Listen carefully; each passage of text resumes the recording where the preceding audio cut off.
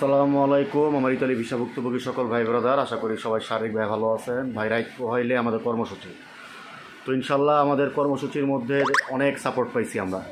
অনেক ভাই ব্রাদার বিভিন্ন জায়গা থেকে দলবদ্ধভাবে আপনারা আসছেন, আপনাদেরকে অন্তরস্থল থেকে ধন্যবাদ। ভাই, আমাদের এই কর্মসূচি সফল করার জন্য কিছু গাইডলাইন আপনাদের সবাইকে মানতে হবে। তার মধ্যে সর্বপ্রথম সেটা হচ্ছে আপনার ভলেন্টিয়ার যে ভাইরা নিয়োগ থাকবে তাদের কিন্তু আমরা টাকা দিয়ে রাখতেছি না ভাই, যে তারা বেতনভুক্ত কর্মচারী, তারা আপনার আমার মতো ভুক্তভোগী ভাই। তারা আমাদের এই টোটাল জিনিসটাকে ঘেরাও দিয়ে রাখবে যাতে কোনো প্রকার বিশৃঙ্খলা আমরা না করি, আমাদের মধ্যে যাতে বহিরাগত কেউ বিশৃঙ্খলা করতে না পারে। তো কথা হচ্ছে ভাই, সর্বপ্রথম আপনারা কাকরাইল মসজিদের সামনে আপনারা জড়ো হবেন। আর বিশেষ করে কাকরাইল মসজিদের সামনে যাওয়ার আগে আপনারা ক্ষুদ্রভাবে দলবদ্ধভাবে বিভিন্ন জায়গায় আপনারা ছড়াই ছিটা থাকবেন, কারণ এক জায়গায় যদি আমরা জমায়েত হই সেক্ষেত্রে জনমানুষের সমস্যা হইতে পারে এবং প্রশাসন আসতে পারে এখানে। তো আমরা বিভিন্ন চায়ের দোকান থেকে শুরু করে বিভিন্ন জায়গায় আমরা জমায়েত হয়ে থাকবো কাকরাইল মসজিদের আশেপাশে। তো এখান থেকে যখন আমাদের কার্যক্রম শুরু হবে 9টা থেকে 9:30টার মধ্যে আপনারা গ্রুপে ইনভাইট থাকবেন। গ্রুপের মাধ্যমে জানিয়ে দেওয়া হবে যে কখন আমরা একত্র হব। ঠিক 2 মিনিট সময় পাবেন, 2 মিনিটের মধ্যে সবাই একত্র হয়ে যাবেন ইনশাল্লাহ। যারা ব্যানার, ফেস্টুন, প্লে কার্ড যা আছে আপনারা নিয়ে এটা দাঁড়ায় যাবেন। কোনো প্রকার স্লোগান দিবেন না, আমি আবার বলি, কোনো প্রকার স্লোগান দিবেন না, কারণ স্লোগান দিলে শরীরে একটা হিট আয় পড়ে, স্লোগান দেওয়া যাব না, ঠিক আছে? বাই চান্স আমরা যখন আগে বাড়তে নেবো যমুনার অভিমুখে যখন রওনা হইতে নেবো যতটুকু অগ্রসর হইতে পারি, যেহেতু 144 যারা জারি ওইখানে অবশ্যই আমার পুলিশ ভাইয়েরা যারা আছে তারা আমাদেরকে বাধাগ্রস্ত করবে। তো তারা যদি আমাদেরকে বাধাগ্রস্ত করে তাদের সাথে কোনো প্রকার উগ্র আচরণ করার প্রয়োজন নাই। সবাই বৈশা পড়বেন, ওইখান থেকে একজন ভাই কথা বলবেন, প্রশাসনের সাথে শুধু ভাই একজন কথা বলবেন, শুধু পরিষ্কারভাবে জানাই দিবেন আপনার দাবিটা কি। আমাদের দাবি হচ্ছে শুধুমাত্র ডক্টর ইউনূস সাহেবের সাথে দেখা করা।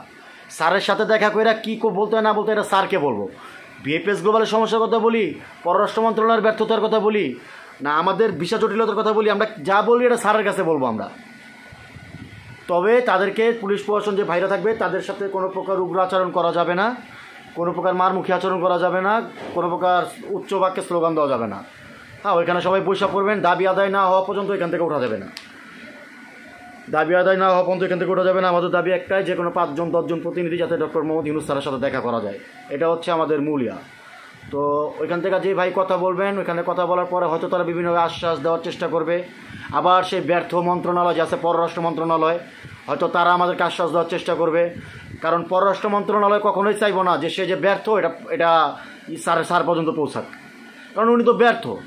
উনি টোটালি শুধু বলতেছে টাকার কথা। টাকা দিয়ে কোন দেশ না যায়? ইন্ডিয়া টাকা দিয়ে যায় না? পাকিস্তান টাকা দিয়ে যায় না? টাকা দিয়ে যায় না কে? খালি বাংলাদেশে কি টাকা দিয়ে যায়? টাকা দিয়ে কি শুধু ইতালি যায়, অন্য কোনো দেশে যায় না? তো উনি এটা নিয়ে কাজ করতে পারে না, শুধু বলে টাকা দিয়ে যাচ্ছি, টাকা দিয়ে যাচ্ছি। আচ্ছা ভাই, আপনি কি কোনো মাধ্যম রাখছেন যে কোনো প্রকার মাধ্যম ছাড়া সরাসরি ইতালিতে অ্যাপ্লাই করা যায়?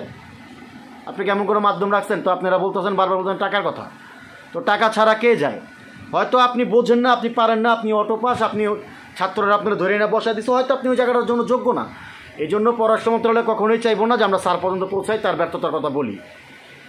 তো যাই হোক, আমরা এখন তার পদত্যাগও চাই না, আমরা চাই আমাদের সুষ্ঠু সমাধান স্যারের নিকট যাওয়ার জন্য, যে আমরা 2 বছর যাবৎ ভুক্তভোগী হয়ে আছি।